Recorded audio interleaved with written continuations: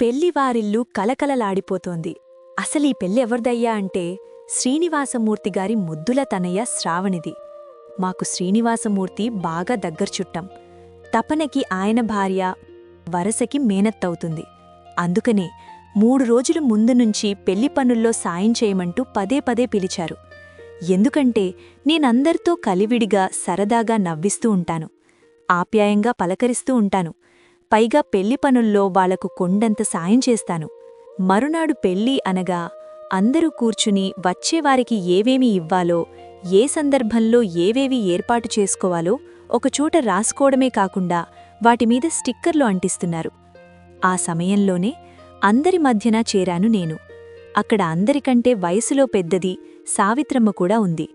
శ్రీనివాసమూర్తికి బాగా దగ్గర చుట్టరికం. అందుకే అన్నిటినీ చూసుకోడానికి ఆవిడను వారం ముందే పిలిచాడు. ఏమర్రా, ఇక్కడ చేరినవాళ్లంతా తమ మధురమైన జ్ఞాపకాలను ఒకసారి కలబోయండి, సరదాగా చెప్పుకుంటూ పనులు చేసుకుందాం అని సూచించింది సావిత్రమ్మ. అబ్బా, ఇరుకున పెట్టడంలో మీరు గొప్పవారండి. ఎవరైనా తమ అనుభవాలను నలుగురిలో డప్పుకొట్టుకుంటారా? అంది సందేహంగా చూస్తున్న 20 ఏళ్ల నందిని. అయినా తింగరబుచ్చి, నీ వయసెనగా ఏపాటి, నీకున్న అనుభవాలేముంటాయి? ఇక్కడున్నవాళ్లంతా పెళ్లైనవాళ్లే. ఆలుమగల మధ్యను తమ పాత రోజుల్లో జరిగిన సంఘటనల్లో ఏదో ఒకటి గుర్తుకురాకపోతుందా? చెప్పకపోతారా అని అందరివంకా చూసింది సావిత్రమ్మ.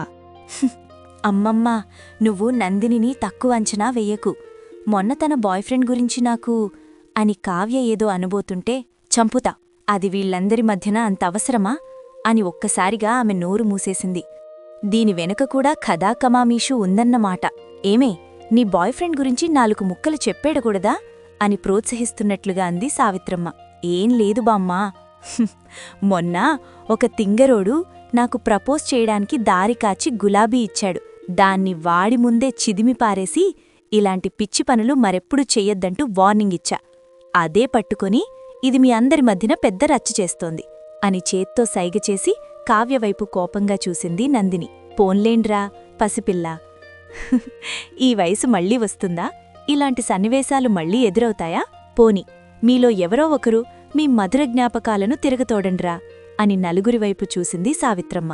ఇంతమందిని మొదలెట్టమంటున్నావుగాని అమ్మమ్మా, తమరిగాథలేంటో ముందు బయటపెట్టచ్చుగా అని సావిత్రమ్మను బలవంతపెట్టింది మీరా. పోనీలేండ్రా, మీ మాటను నేనెందుకు కొట్టిపారేయాలి? చెబుతున్నా వినండి. రామతీర్థంలో కరణంగారింటి పక్కనే మేముండేవాళ్లం. నాన్నది మునసబుగిరి.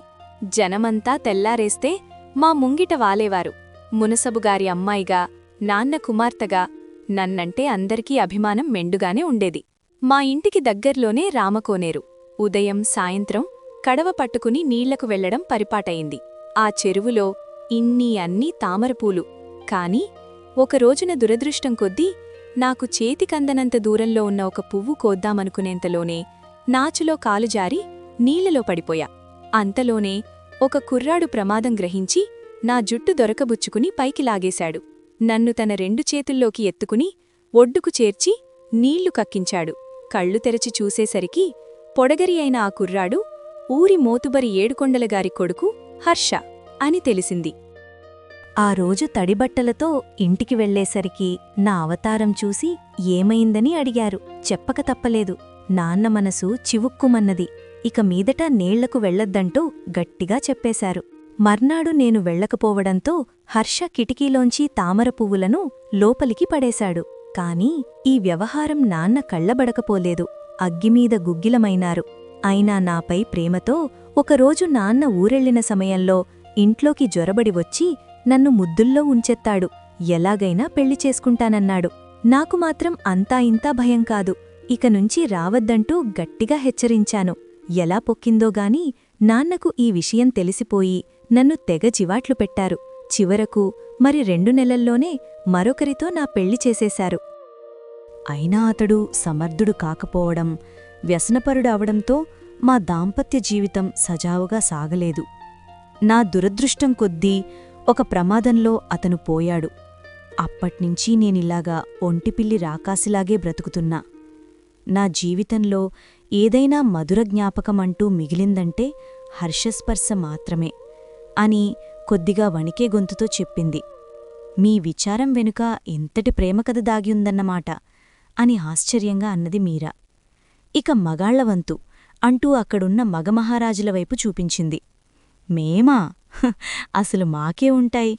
ఒకవేళ మేం బయటపెట్టినా మా ఇల్లాళ్ళు అప్పడాల కర్రతో చీపురుకట్టతో దేహశుద్ధి చేస్తారు అని దేవేంద్రరావు గారు చెప్పినట్టుగా మగాళ్ల తరఫున తానే చెప్పేశారు.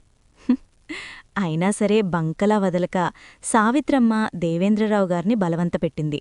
ఆయన తప్పదన్నట్లుగా, నేను విజయనగరంలో బీఈడీ చదివే రోజుల్లో అనిత అనే అమ్మాయి కొత్తపేట నీళ్ల ట్యాంకు దగ్గర్నుంచి ఉమెన్స్ కాలేజీకి వెళ్లేది.